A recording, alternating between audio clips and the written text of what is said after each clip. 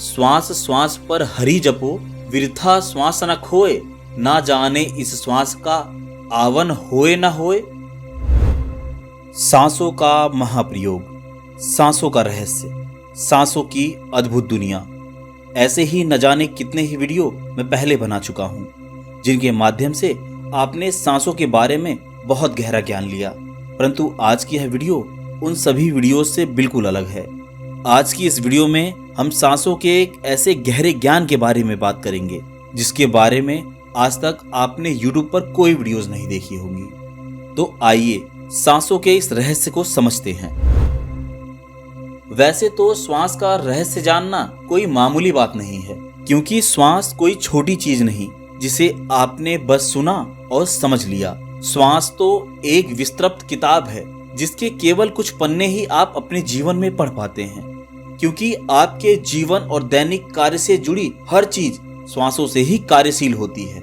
श्वास ही आपके जीवन की रूपरेखा तैयार करते हैं। इसलिए श्वास के महत्व को समझना प्रत्येक व्यक्ति के लिए बहुत आवश्यक है।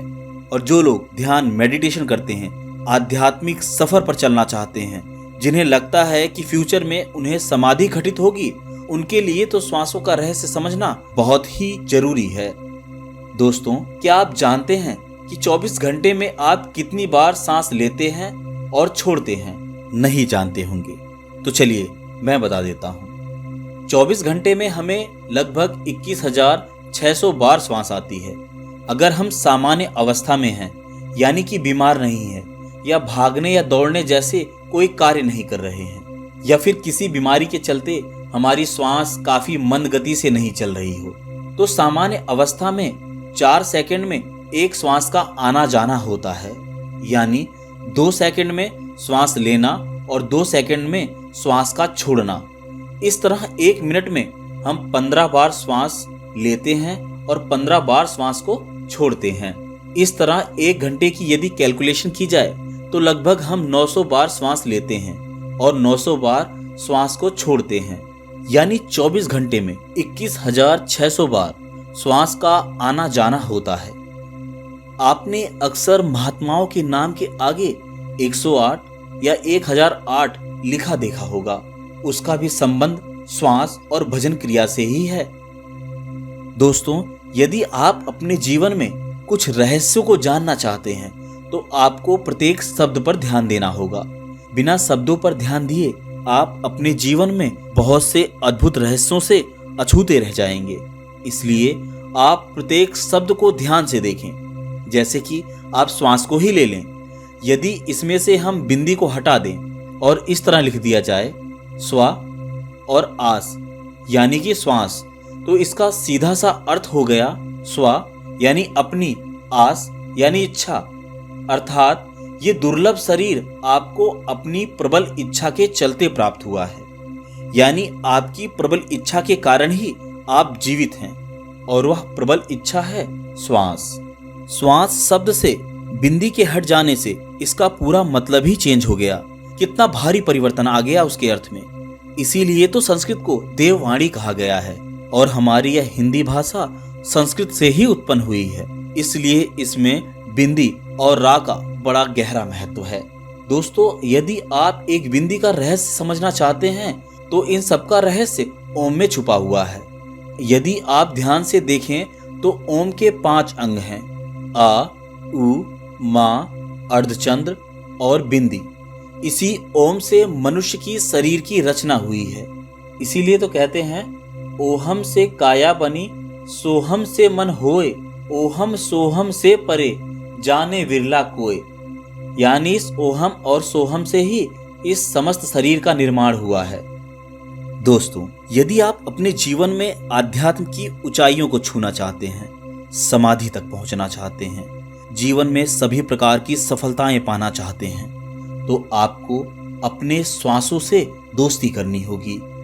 आपको अपने श्वास के संगीत को सुनना सीखना होगा। जिस दिन आप अपनी सांसों से दोस्ती करना सीख गए और उसके संगीत को सुनना जान गए, तो अनगिनत रहस्य आपके सामने प्रकट हो जाएंगे। इतना ही नहीं, यह एक तरह का दिव्य योग भी होता है जो आपके शरीर और मन को दिव्यता से भर देगा। यदि आपने किसी साधु संत के मार्गदर्शन से इस दिव्यता के रहस्य को समझ लिया तो समझिए आपका जीवन सफल हो गया। इसीलिए तो कबीर जी ने कहा है, श्वास श्वास पर हरि जपो, विरथा श्वास न खोए, ना जाने इस श्वास का आवन होए न होए। कहे हूं कहे जात हूं, कहूं बजाकर ढोल, श्वासा खाली जात है, तीन लोक का मूल। अर्थात आखिर इस श्वास में ऐसा क्या रहस्य है जो कि इसमें तीन लोक का मोल बताया गया है। दोस्तों, यदि आप विचार करेंगे तो आप पाएंगे कि कोई कितना ही धनी हो, चाहे वह चक्रवर्ती राजा क्यों ना हो, एक बार मरने के बाद वो अपार संपदा का मूल्य देकर भी एक श्वास नहीं खरीद सकता। यह श्वास तो अनमोल है। इसीलिए सहज योग या सुरती योग में श्वास का बेहद महत्व है। परंतु इस योग का ज्ञान रखने वाले ज्ञानी बहुत ही दुर्लभ हैं और यह योग हर एक के भाग्य में आता भी नहीं है। परंतु आज की इस वीडियो में हम सूर्य योग को साधने का प्रयास करेंगे, यानी हम सुर साधना करेंगे। इस सुर साधना को सामान्य आदमी भी बड़े आराम से सीख सकता है। रुकिए, आप सुर साधना का अर्थ संगीत साधना से तो नहीं लगा रहे। इसमें सुर का अर्थ है कि नाक के द्वारा जो पवन बहता है, जो हवा बहती है, उसे सुर कहा गया है। इसे दायां सुर और बायां सुर भी कहा जाता है। इसे ही अन्य अर्थों में सूर्य, चंद्र या फिर इड़ा और पिंगला भी कहते हैं। इस सुर को सम करना यानी समान करना सिखाया जा सकता है, जो कि परम स्थिति है, और उसी स्थिति के आ जाने के बाद ही व्यक्ति आध्यात्म के मार्ग पर आगे बढ़ता है। और यह सब श्वास के विज्ञान के अंतर्गत ही आता है। इस सुर को भली प्रकार से सम करना सीख जाने पर हृदय के तमाम रोग जैसे कि डायबिटीज और त्वचा के आदि चर्म रोग भी दूर हो जाते हैं। अंतिम समय तक यानी कि वृद्धा अवस्था तक आपका शरीर ताकतवर बना रहता है। दोस्तों, सुर साधना का अभ्यास करने से पहले आइए सामान्य जीवन में श्वास के फायदे को जान लेते हैं। अगर आप बेचैनी महसूस कर रहे हैं और आपको अजीब सा लग रहा है तो आप 8-10 गहरे श्वास लें, फौरन राहत मिल जाएगी।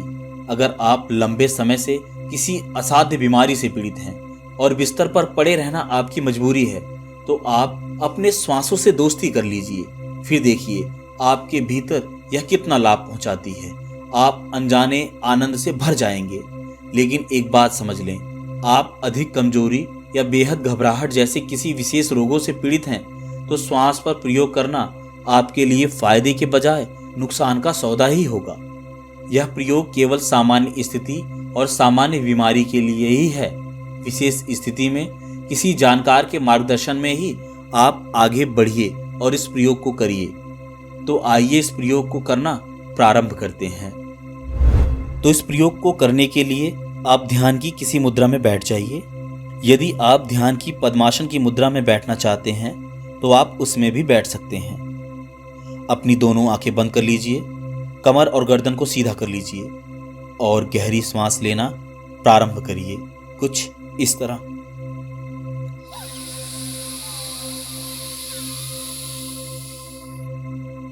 सांस को रोकिए और फिर बाहर फेंक दीजिए।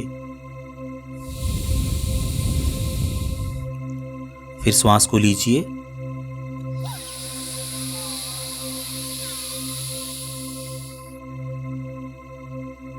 रोकिए और बाहर फेंक दीजिए। ऐसे ही आप 5 से 7 मिनट तक करते रहिए। श्वास की जो गति आपकी अभी 1 मिनट में 15 बार है, उसे 10 तक लाने का प्रयास कीजिए। जब आप इसे 10 तक लेकर आ जाते हैं तब आप देखेंगे कि आपके भीतर एक शांति का अनुभव हो रहा है। अब आप वर्तमान में जी रहे हैं। वर्तमान अर्थात आपके चारों तरफ क्या हो रहा है उसे महसूस करने का प्रयास कीजिए। जो खटपट की आवाज आ रही है सबको सुनते रहिए। देखिए कि कहां से आवाज आ रही है। मन को शांत करते जाइए। धीरे धीरे श्वास की गति को कम करिए। श्वास लीजिए, रोकिए, फिर उसे छोड़ दीजिए। लीजिए, रोकिए और फिर उसे छोड़ दीजिए। ऐसा करते रहने के बाद जब आपका सभी आवाज़ों से ध्यान हट जाएगा, तब आप केवल अपने श्वास पर ही ध्यान दीजिए। श्वास आ रही है, जा रही है, आ रही है और फिर जा रही है। धीरे धीरे आपका ध्यान आपकी श्वास से भी हट जाएगा और आप इस यूनिवर्स के साथ जुड़ जाएंगे। फिर आपके कान में किस प्रकार की ध्वनि सुनाई दे रही है, इसे आप नीचे कमेंट सेक्शन में लिखना मत भूलिएगा। आप यह प्रयोग ऐसे ही करते रहिए। 30 मिनट के इस प्रयोग से आप देखेंगे कि आपकी समस्त थकान मिट गई है। भीतर आध्यात्म के प्रति और गहरा जुड़ाव महसूस हो रहा है। आपको सब कुछ अच्छा प्रतीत होगा। परम चेतना से आप जुड़ने लगेंगे और इसके आगे आप जो कुछ भी करना चाहेंगे उसमें आपका मन लगने लगेगा। अभी तो यह स्थिति उन लोगों के लिए है जो केवल ध्यान मेडिटेशन से स्वयं को स्वस्थ रखना चाहते हैं, परंतु जो लोग आध्यात्मिक ऊंचाइयों को छूना चाहते हैं, आध्यात्म में गहरा प्रवेश चाहते हैं, उन्हें आगे की यात्रा प्रारंभ रखनी होगी, जिसके लिए आप चैनल से जुड़े रहिए और आगे के वीडियोस से ज्ञान लेते रहिए। मिलते हैं अगले वीडियो में, तब तक के लिए नमस्कार।